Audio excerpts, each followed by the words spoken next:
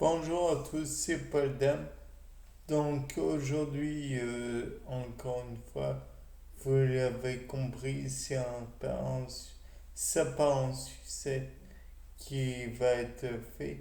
Et donc aujourd'hui, je vais continuer ce que j'avais entrepris hier, à savoir vous montrer que enfin, la constitution chimique d'une infusion euh, faite dans l'eau froide et faite dans l'eau chaude, c'est pas forcément la même chose.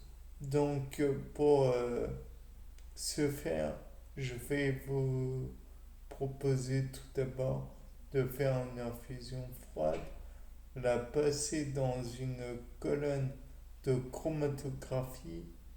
Bon, là, normalement, les espèces chimiques vont se séparer les unes les autres et pour que comment dire, pour que cela soit bien visible, je proposerais de faire à partir d'une infusion de rooibos. Donc, déjà, on pourrait éventuellement voir des espèces chimiques donc se diviser, puisque le rooibos donne une infusion rouge, voire brune, et donc cela serait plus visuel. Mais en plus, on pourrait s'amuser à comparer cette infusion avec celle de feuilles de saule et on pourrait éventuellement en déterminer peut-être euh, quel, si les, comment dire, non, on va plutôt mettre sur un papier filtre après quand on aura divisé les éventuelles solutions. On va mettre le tout ensuite pour bien voir. On va les comparer avec le sol. Et dans ce cas, on prendra juste une plaque de silice sur laquelle on fera une ligne donc de base pour mettre les divers échantillons requis. Et la ligne de front, on prendra par la suite un bécher et on mettra un éluant dans le fond de celui-ci. On fera en sorte de mettre, de faire la séparation, la migration sur un temps bien précis. On peut envisager que il y ait bien comment dire, des molécules se séparant et dont l'acide salicylique éventuellement dans le sol qui va devenir sûrement avoisinante du salicylate de méthyle contenu dans comment dire, dans le thé rouge que l'on appelle plus comme plutôt rooibos que l'on appelle plus communément thé rouge.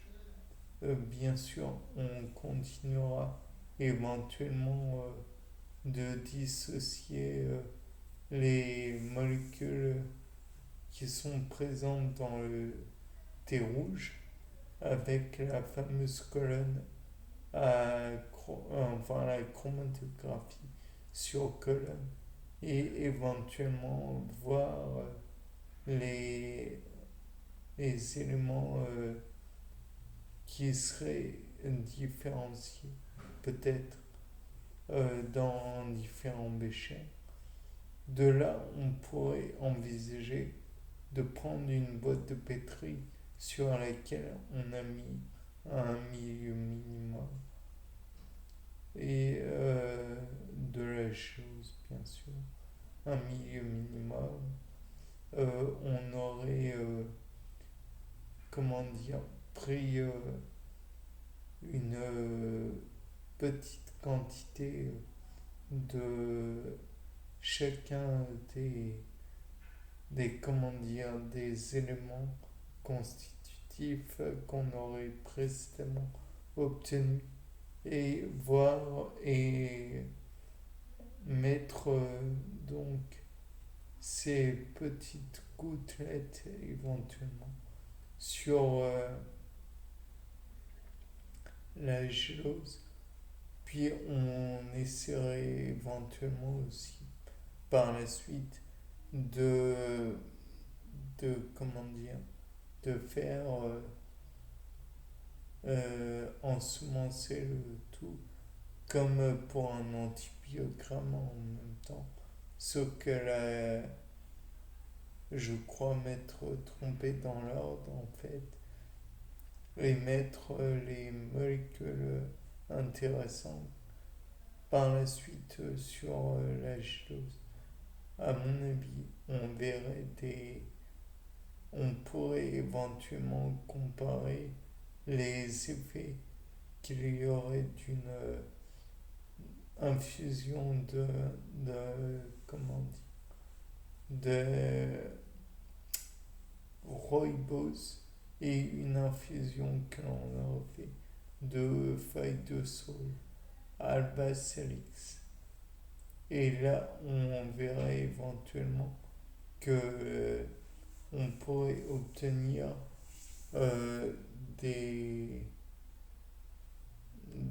comment dire, des échantillons ou des chromatogrammes plutôt qui peuvent se ressembler par certains endroits, puisque certaines substances contenues dans l'infusion du saule ressemblera à celles contenues dans le rooibos, le salicylate de méthyle, comme je l'ai dit, provient du fait que salicylate, ça doit être du C7. Or, l'acide salicylique elle-même contient du C7, donc répond à la formule C7H6O3. Et par la voie de conséquence, on pourrait peut-être envisager même de purifier ces éléments en, parce qu'on n'est jamais à l'abri de devoir en prendre toujours plus pur, j'entends. Peut-être pourrait-on envisager de faire avec des anticorps. Donc, pour cela, on prendrait l'éventuel échantillon que l'on injecterait à un animal. Bien que le problème dans l'histoire, c'est que je ne sais pas s'ils vont et il va y avoir une réaction immunogène. Donc, en espérant qu'il y ait une production de, d'anticorps, peut-être que ceux-ci vont reconnaître la molécule comme étant un antigène et donc on prélèvera la molécule, l'anticorps et la molécule que l'on pourra ensuite mettre dans une colonne une chromatographie sur colonne, pas sûr. Peut-être pourrait-on simplement envisager de prendre ces anticorps et reconnaître la molécule partout après sur d'autres plantes telles le thym, Thymus vulgaris, ou peut-être y aurait-il des captures accidentelles de molécules ressemblant au salicylate de méthyle ou au salicylate. Après avoir, bien, c'était pas d'âme pour amoureux, ça part en sucette. Au revoir.